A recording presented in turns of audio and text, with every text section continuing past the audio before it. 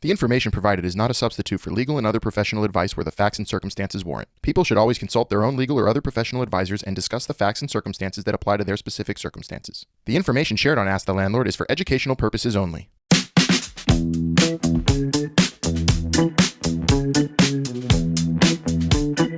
Hi everyone, we're back with another episode of Ask the Landlord with our favorite landlord, Albert Dweck. I'm Melissa. I'm one of Albert's producers and a former New York City renter myself. Together, we're going to be asking this landlord some questions. Today's question is another extension of last week's episode. We're going to finish our conversation with this part 3 on rent-stabilized apartments in New York City specifically. Is it allowed to turn your rent-stabilized apartment into a short-term rental like Airbnb or Vrbo? What do you think, Albert? Well, first of all, Airbnb, the short-term rental business, is a very interesting solution for people who want, to try out different places and alternatives to hotels where they get more space. So, and technology really has enabled that. If you remember, 15, 20 years ago, and you wanted to go somewhere, you couldn't just rent someone's house. You wouldn't even know what it was like, you're really subject to just a hotel, but it's so cool that this technology has enabled us to look at, different houses and different availabilities in really cool places. And it allows people to, one, who own them, monetize those residences when they're not being used, to make money at that, short-term rentals, and allows, give you better alternatives to hotels and stuff like that. So really cool idea. Now, different municipalities have different rules about what's allowed and what's not allowed. And usually it comes into play when there's like permits, how certain houses are being used. Because a lot of cities have you have a hotel that's like a certain use that's permitted. But when it's different than that, there are rules, right? So, and I'm reading this, really from the internet here. That there are 2 short-term rental setups offered through Airbnb: renting out a room while the original occupants remain in the apartment. Okay, or renting out an entire apartment or house without any tenants in them. Correct. Okay, now, well, let's come back to who's renting it, meaning the tenant doing a sublet or something like that. We'll come back to that in a second. But first, I wanted to say, so an important distinction, given a New York law makes it illegal to sublet an entire home for less than 30 days. Ooh. If the Airbnb listing is for a room in a home that a permanent residents are living in, it's legal. So any short-term Airbnb for like a weekend is not legal in New York if you're getting the entire place? The 30-day sublet law has been an ongoing point of contention between Airbnb and city officials. Wow. So that's an issue, That's a shock. It's a shocker, right? Now, if as a renter, let's say, so I think for this podcast, you're asking me really, hey, I'm a renter. Can I rent out my apartment on Airbnb to somebody? Right. It's a great question. The answer is not without the landlord's permission. First of all. Yeah. So in any case, if you're going to put it on Airbnb, even if it's for renting out a room, that has to be done with the approval of the landlord. Mm-hmm.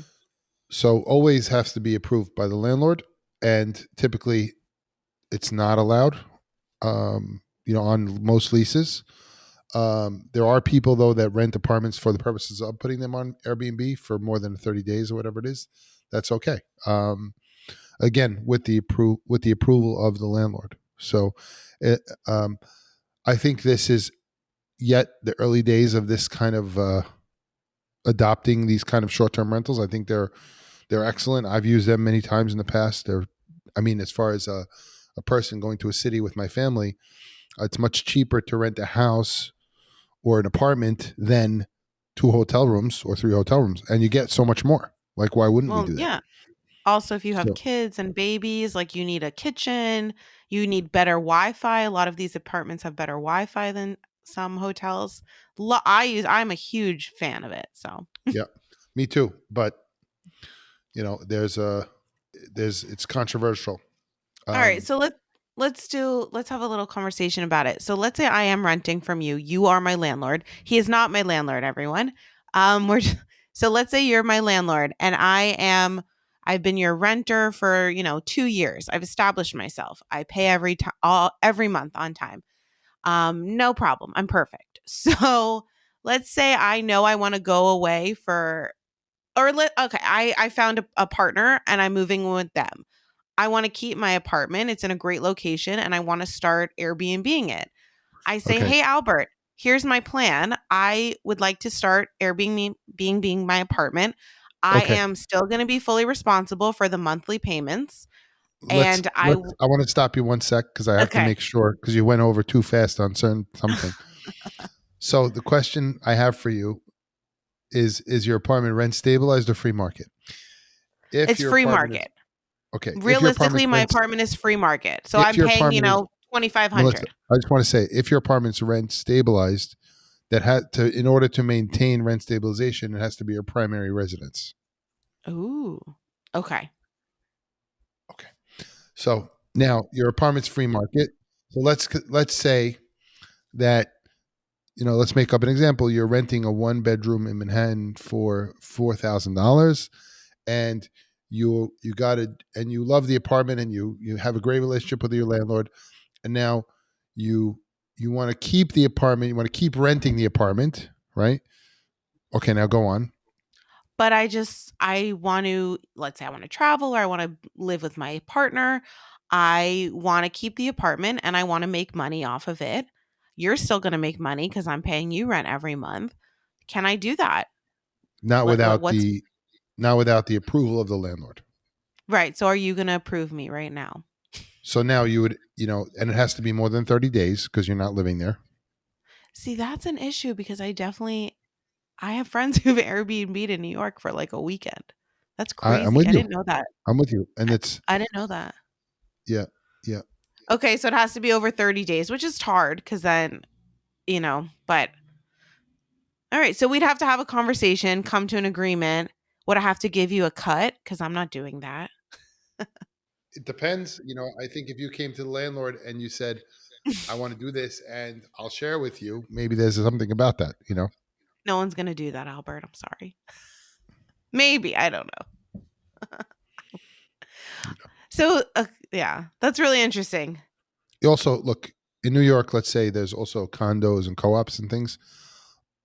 A lot of those, and all over the country, a lot of those have rules about the minimum time you could rent something.